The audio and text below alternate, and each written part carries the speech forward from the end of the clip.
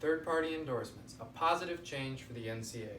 There's been a long-standing debate of whether college athletes should be allowed or provided with additional compensation outside of scholarships.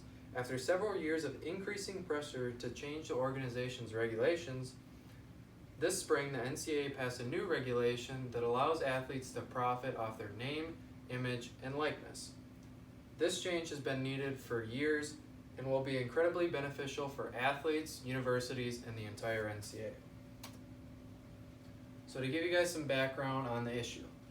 So there's been a lot of push the past several years for the NCAA to change their regulations, and a lot of that push has come from former athletes who support the fact that athletes should be provided with additional compensation.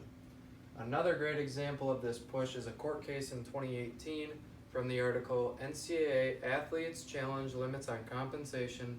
The plaintiffs say rules violate U.S. antitrust laws by artificially depressing pay, by Rachel Bachman of the Wall Street Journal. So the plaintiffs claim in this court case that because of the NCAA's old regulations, they were violating U.S. antitrust laws by that. Ultimately, the court decided to favor with the NCAA in that scholarships are enough compensation for what is an amateur pursuit. Another big driving factor behind this is the financial value of college athletes. In the article, The Case for Paying College Athletes by Alan R. Sanderson and John J. Sigfrin in 2015, it really emphasizes this importance. So a study found in 2013 that the University of Texas earned roughly $20 million in sports revenue in that year alone. And that number has only increased since then, as the 126 largest major schools' median revenue from 2004 to 2013 has increased from $28.3 million to $48.2 million per year. So, the new regulation. Student athletes are now allowed to receive compensation from third-party endorsements or sponsorships, both related to and separate from athletics. So an example of this would be like a media endorsement or a clothing endorsement. Say someone signs a big deal with a shoe company in college, they can now do that. And as I mentioned, athletes can profit off their name, image, and likeness, and this will go into effect into the 2021-2022 school year. So I'd like to emphasize a couple of the guidelines that were put in this new regulation. They emphasize that education and college experience are the top priority still. They are ensuring rules are transparent, forced and enforceable, and facilitating fair and balanced competition. They also want to make sure that there is a clear distinction between college and professional opportunities, and that student athletes are students first, not employees of the university. So the benefits for athletes. Players will no longer be missing out on financial opportunities that they previously couldn't get by attending that 1 or 2 years of college, or they will be gaining a lot more financial opportunities from this new regulation. A perfect example of people missing out on former financial opportunities would be big-name men's basketball players who have all the skills they need to go professional directly out of high school, but because of current regulations, they have to attend college for at least 1 year. And many athletes express that they did miss out on a lot of financial opportunities during that 1 year in college. Another big benefit for athletes is that they get exposure to managing money and their personal businesses with sponsorships and endorsements. Now, this is really emphasized well by this stat from Forbes that 80% of retired NFL football players go broke in the first 3 years out of their retirement.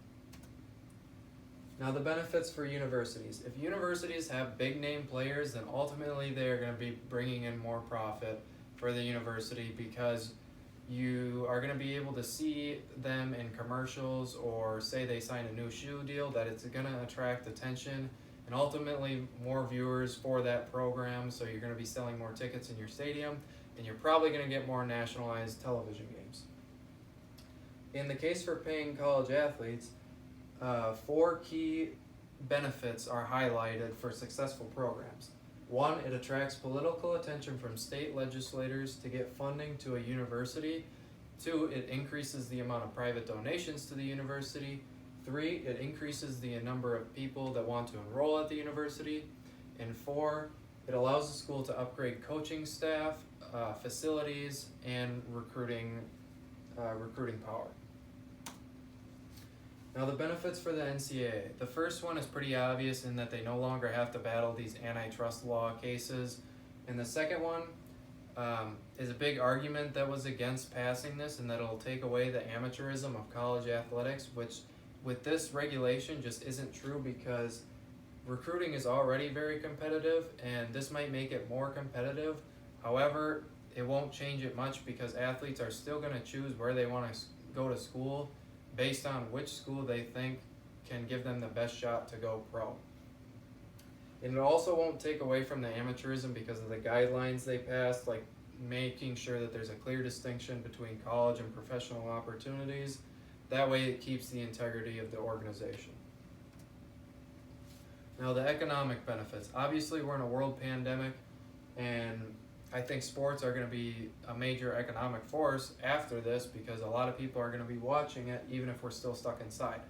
So now with these athletes, they're going to be able to be in advertisements, and that's going to create ad revenue and once again attract viewers to watch more sports and ultimately just be watching more of that particular sport.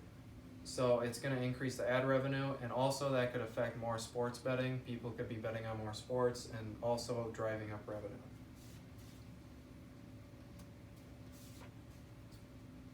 Whether you're for or against college athletes being provided additional compensation besides scholarships, both the economic benefits and the benefits for athletes, universities, and the entire NCAA from the newly approved regulations cannot be ignored.